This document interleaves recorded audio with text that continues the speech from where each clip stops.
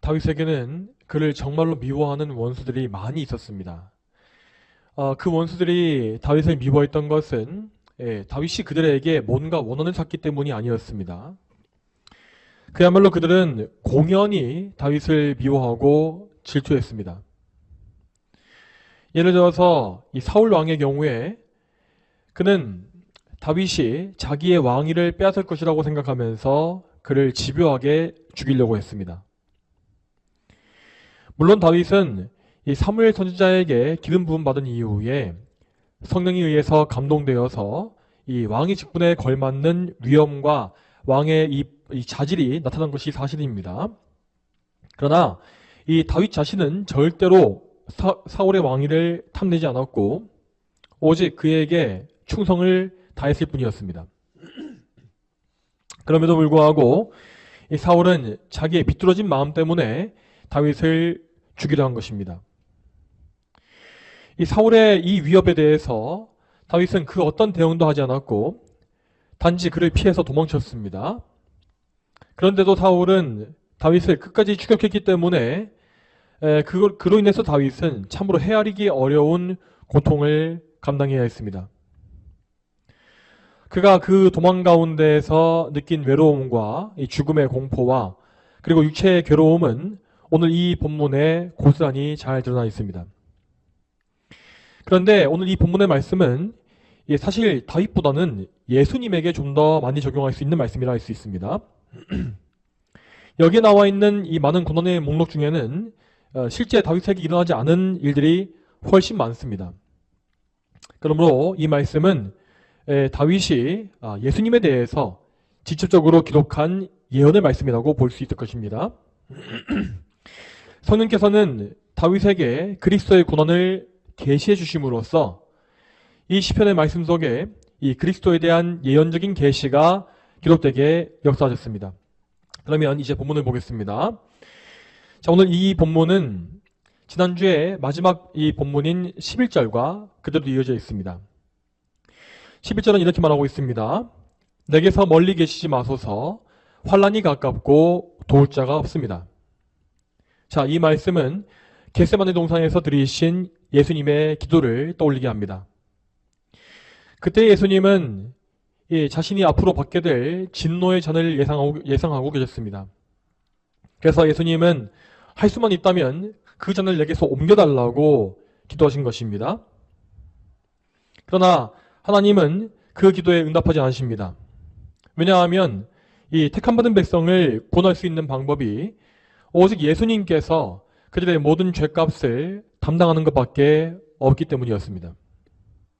자, 이 일은 이 구속의 사역은 그 누구도 도와줄 수 없었고 오직 예수님만이 홀로 행해야 하는 일이었습니다. 그래서 예수님은 이 간절한 기도를 마치신 이후에 원수들에게 자신을 내어주셨고 우리 죄값을 치르시기 위한 고난의 과정을 시작하셨습니다. 그러면 예수님의 고난에 대해서 12절과 13절 말씀을 다시 보겠습니다. 수많은 황소가 나를 에워싸고 바산의 힘센 소들이 나를 둘렀으며 마치 찢고 부르짖는 사자같이 그것들이 그 입을 벌렸습니다. 아멘. 여기에 나와 있는 힘센 소들과 부르짖는 사자는 모두 예수님을 둘러싸고 있는 원수들을 가리킵니다. 고난받으실 때에 우리 예수님의 주위에는 온통 포악한 짐승과 같은 대적이 가득했습니다. 대제사장들과 장로들, 또 서기관들과 바리새인들, 빌라도와 헤롯, 그리고 로마의 군병들이 예수님을 둘러싸고서 그분을 고난까지 이끌어간 것입니다. 그들 모두는 마치 사나운 짐승과 같이 입을 벌리고 으르렁거리면서 그들의 타락한 죄성과 악의를 여과 없이 보여주었습니다. 그들이 그렇게도 예수님께 적개심을 품었던 이유는 그들의 배후에 하나님을 대적하는 마귀가 있었기 때문입니다. 마귀는 그가 가진 권세로서 이 세상의 권세를 총동원해서 예수님을 공격했고 또한 죄와 사망의 권세로 그분을 얽어매려고 했습니다. 물론 예수님에게는 그 권세와 그런 능력을 한 번에 다 이길 수가 있는 능력이 있으셨지만 그분은 그 모든 능력을 일절 사용하지 아니하시고 어린 양과 같이 잠잠히 핍박을 감내하십니다. 그리고 여기 이어지는 14절부터 18절의 말씀에는 고난받는 예수님의 그런 상태에 대한 자세한 묘사가 나와 있습니다. 먼저 14절을 보게 되면 고난으로 연약해진 예수님의 처지를 이것을 물처럼 녹아버린 것에 비유합니다. 자, 하나님께서 내리시는 저주와 진노는 예수님의 몸과 마음을 철저히 약화시켰고, 그래서 예수님은 마치 전제로 부어지는 포도주와 같은 그런 처지가 되고 말았습니다. 또한 이 말씀에서 뼈가 어그러졌다라는 말씀은 십자가에 달리신 예수님의 몸 상태를 가리키는 것입니다. 이 말씀과 같이 예수님의 뼈는 전혀 부러지지 않았지만 십자가에 못 박힘으로써 그 뼈 관절 마디마디가 잡아당겨졌고, 그래서 원래 배열이 다 어그러졌습니다. 그러므로 이 시편의 말씀은 예수님께서 고난당하실 때에 그 처하셨던 육체적인 고난과 그런 어려움을 정확하게 예언한 것이라 볼 수 있겠습니다. 그리고 다음 15절에서 우리는 바짝 메말라버린 예수님의 모습을 또 볼 수 있습니다. 그분은 마치 깨어진 질그릇 조각과 같이 메마르고 부서졌으며 혀가 입천장에 붙을 정도로 극심한 갈증에 시달렸습니다. 육적인 면에서 예수님은 극심한 탈수 증상에 의해서 엄청난 고통을 당하신 것입니다. 그리고 영적인 면에서 이러한 고통은 하나님이 내리시는 진노의 불길이 얼마나 뜨거운지를 보여줍니다. 그 진노의 십자가 위에서 우리 예수님은 마치 이 불 속에서 구워지는 6월절 어린 양과 같은 처지가 되신 것입니다. 또 다음으로 16절을 보겠습니다. 16절 말씀에 참으로 개들이 나를 애워쌌으며 악한 무리가 나를 둘러싸고 내 손과 발을 찔렀습니다 하였습니다. 자, 여기에서 맨 먼저 내 손과 발을 찔렀다라고 하는 이 표현은 다른 사람이 아니라 오직 예수님에게만 적용할 수 있는 말씀입니다. 예수님은 구약 성경에 계시된 이 메시아로서 구약에 예언된 대로의 죽음을 죽으신 것입니다. 하나님은 예수님의 십자가 형벌을 이미 창세전에 미리 계획하셨으며, 그리고 구약의 예언을 통해서 그 계획을 미리 보여주셨죠. 그리고 하나님은 그 계획을 온전히 성취하심으로 말미암아 예수님을 십자가에 못 박아 죽임으로 우리를 위한 희생제사가 치러지게 하셨습니다. 또 다음 이어지는 17절을 보겠습니다. 이 말씀 같이 읽겠습니다. 17절 말씀. 자, 시작. 내가 내 모든 뼈를 셀 수 있게 되었으므로 그들이 나를 주목하고 바라봅니다. 아멘. 자, 이 구절에서 내 모든 뼈를 셀 수 있게 되었다라고 하는 말은 이 수축해진 예수님의 몰골을 묘사합니다. 그분은 이 공생의 기간 동안에 많은 금식과 고생으로 인해서 이 쇠약해지고 파리한 몸 상태에서 벌거벗겨진 채 십자가에 높이 매달리셨습니다. 그리고 사악한 군중들은 그런 예수님을 조롱하고 구경했다고 되어 있죠. 예수님은 영광스러운 왕이심에도 불구하고 자신을 극도로 낮추셔서 이러한 최악의 수치와 모욕을 모두 인내하신 것입니다. 또 다음으로 18절의 말씀에는 또다시 예수님께 일어난 사건이 무엇인지를 정확히 예언하고 있습니다. 18절 말씀에 그들이 내 겉옷을 서로 나누며 내 속옷을 놓고 제비를 뽑습니다 하였습니다. 자, 이 말씀은 로마 군병들이 예수님의 옷을 차지하기 위해서 제비 뽑기를 함으로써 성취되었습니다. 이처럼 예수님은 이 겉옷과 속옷 한 벌까지도 다 빼앗기신 채 가장 비참하고 가난한 처지가 되셔야 했습니다. 그분은 죄로 인해 영적으로 궁핍해진 우리를 부유하게 해주시기 위해서 우리를 대신하여 이런 비참과 가난에 처하신 것입니다.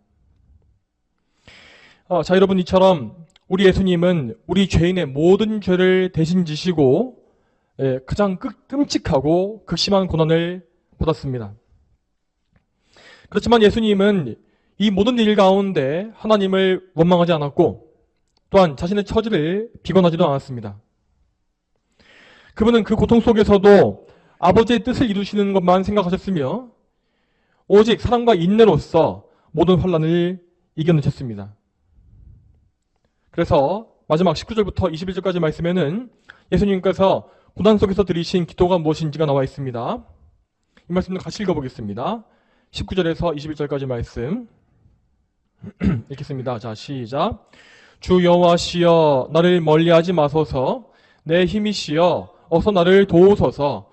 내 목숨을 칼에서 내 하나뿐인 생명을 개의 세력에서 건지소서. 주께서 사자의 입에서 구원하소서.